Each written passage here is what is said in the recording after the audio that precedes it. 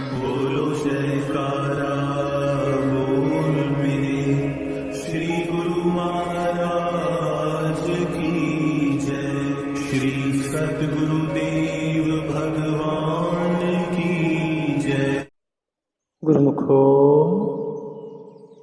विधाता की रचित सृष्टि में दोनों पहलू साथ साथ चलते हैं। जैसे सुख दुख, पुण्य पाप, हर्ष शोक आदि, वैसे ही जहाँ मनुष्य इस संसार में जन्म लेता आता है तो वहाँ उसके लिए मृत्यु भी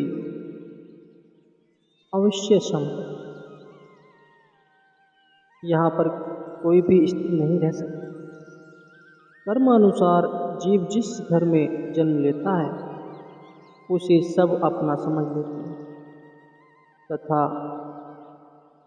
विलग होने पर उसके पीछे स्वार्थवश आंसू बहाते हैं। यह केवल अज्ञान व भ्रम है। मौत तो सबके लिए अनिवार्य है।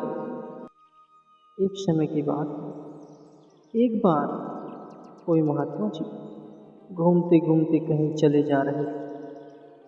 उन्हें सड़क के किनारे एक स्त्री मिली जो कि सिसकियां ले लेकर करुण क्रंदित करती हुई राहगीरों को ध्यान बलात् अपनी ओर खींच रही थी। संतों का हृदय दया का सागर है। उन्होंने उसके निकट जाकर उसके रोने पीटने का कारण पूछा।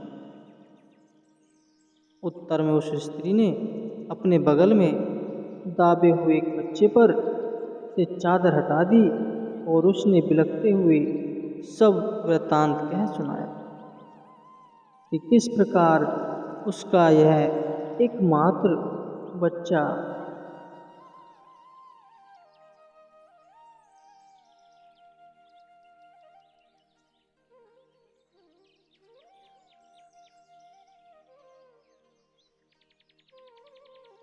संध्या के समय कुशल पूर्व स्थान में खेल रहा कि एकाएक एक निर्दयी सर्प ने सांप ने उसे डस लिया था। और वाह, तो क्या वह मर चुका है? संत जी ने पूछा। महात्मा जी के आगे वह हाथ जोड़कर बोली, महात्मा जन, मुझ दुखिया पर दया करो और अपनी अलौकिक शक्ति से इस मृतक बच्चे में प्राण डाल दो। एक दुखिया माँ की दुआएं जीवन भर आपके साथ रहें। दया करो, दया करो। रो रो कर उसने अपने आंसुओं से संत जी के चरण धो डाले। अत्यंत स्नेह और दया से आप लब्ध शब्दों में संत जी ने उत्तर दिया कि बहन, संसार में जीवन अत्यंत दुखी है, कारण मृत्यु सब पर आती है, इससे कोई भी बच नहीं सकता। यद्यपि मैं तुम्हारी अभिलाषा पूर्ण कर सकता हूँ अगर तुम केवल इतना करो कि जाकर किसी ऐसे घर से कुछ राई के दाने मांग कर ले आओ कि जिस घर में आज तक मृत्यु न हुई हो। महात्मा जी के यह वचन सुनकर उस दुखिया स्त्री को कुछ ढाढ़स बंधा, किंतु उसका रोना तो किसी प्रकार भी थम न सका। वह पूर्वतः रोती चिल्लाती और सिर धुनती हुई साथ ही कुछ आशा का दामन पकड़े राह लेने को गई। साथ ही कुछ आशा का दामन पकड़े राई के दाने लेने को गई। दुख की मारी माँ अपने बच्चे को छाती से लिपटाए दर दर राह के दोनों के लिए लगी डोल। सब लोग उसे दुखी देखकर सहानुभूति प्रकट करते और उसके बच्चे की अचानक मृत्यु हो जाने पर आंसू बहाते। परंतु जब वह अपना यह प्रश्न उनके आगे रखती कि उसे एक ऐसे घर की खोज है जहाँ कोई आज तक मरा नहीं, ताकि वहां से वह राई के कुछ दाने ले जा सके। उसका ऐसा प्रश्न सुनकर सब मौन हो जाते। एक भी घर ऐसा न मिला जहाँ मृत्यु की छाया न पड़ी। दुखिया माँ इस प्रकार दर बदर भटकती रही। अब भी उसने आशा का दामन न छोड़ा।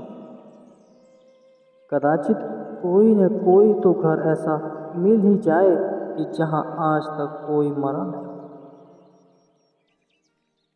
सारे गांव में घूम आई, परंतु एक भी ऐसा घर न मिला जहां कोई मृत्यु न हुई।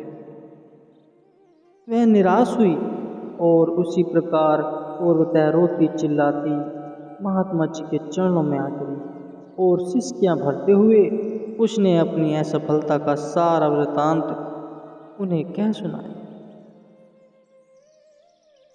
गुरुमुखो, दयालु और उदारचित महात्मा जी ने उसकी कथा सुनी और स्नेहपूर्वक बोले, भाग्यवती, तुमने सब जगह घूम फिर कर देख लिया, किंतु तुम्हें एक घर भी ऐसा नहीं मिल सका जहाँ की कोई आज तक मरा नहीं। अतः तुम स्मरण रखो कि इस संसार में जो भी जीव जन्म लेता आया है उसे अवश्य ही एक दिन मृत्यु के मुख में जाना। एक तुम ही संसार में दुखी और व्याकुल मां नहीं, अपितु तुम्हारे सदृश और भी सैकड़ों माताएं इसी प्रकार रुदन करती हुई मिल जाए। इसके उपरांत महात्मा जी ने उसे भक्ति और परमार्थ का सच्चा उपदेश दिया तथा संसार की यथार्थाकाश रहस्य उसे सुनाया। पुनः महात्मा जी ने यह वचन फरमाए कि देवी, इस संसार में चित्त लगाने का परिणाम यह है कि आज तुम इस संसार से कितनी दुखी हो रही हो। इस दुख से छुटकारा पाने के लिए हम तुम्हें नाम की विधि बताते हैं,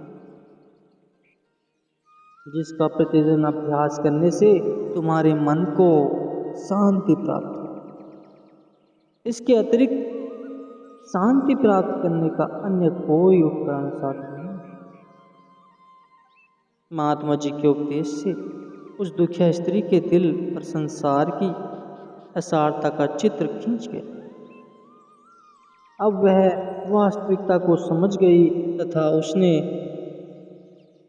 अंतरात्मा में सच्ची शांति प्राप्त करने का प्रयत्न किया।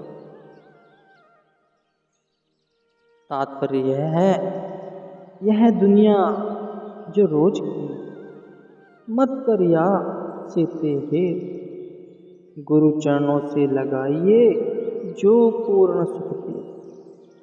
इस संसार को महापुरुषों ने 2 दिन का जीवन या मुसाफिर खाने से तुलना दी।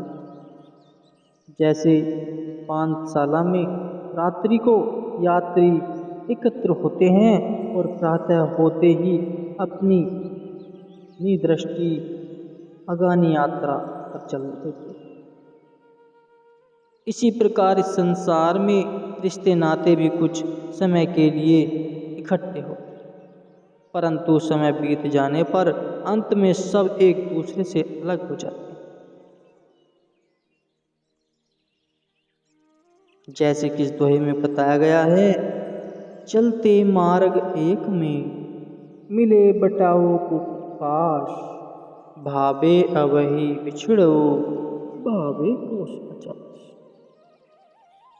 जब अंत में एक दूसरे से अवश्य किसी न किसी स्थिति में बिछड़ना ही है, तो फिर इन बिछड़ने वाले साथियों से दिल लगाने से क्या लाभ। विचारणीय बात तो यह है कि स्त्री पुरुष, कुटुंब, परिवार, रिश्ते नाते सबका संबंध शरीर तक ही होता है। और वह भी उस समय तक जब तक कि प्राणी में श्वास संचरण करती रहे। जब श्वासों का आना जाना समाप्त हो जाता है, उस समय समस्त संबंधी यहीं पर किनारा कर जाते हैं। वह जीव अकेला ही अपनी दीर्घ यात्रा पर उड़ान भर सकता। इसलिए संत सत्पुरुष जीव को हृदय का संबंध ब्रह्म रूपी सतगुरु के चरणों में जोड़ने का उपदेश देते हैं, जो कि मनुष्य की सशक्त आत्मा को सुख व सच्ची शांति देने में समर्थ। अतः ए जीव, अपने विचारों की तार सतगुरु के चरणों से जोड़, जिससे तेरा यह मानव जन्म लेना सार्थकता को प्राप्त हो सके।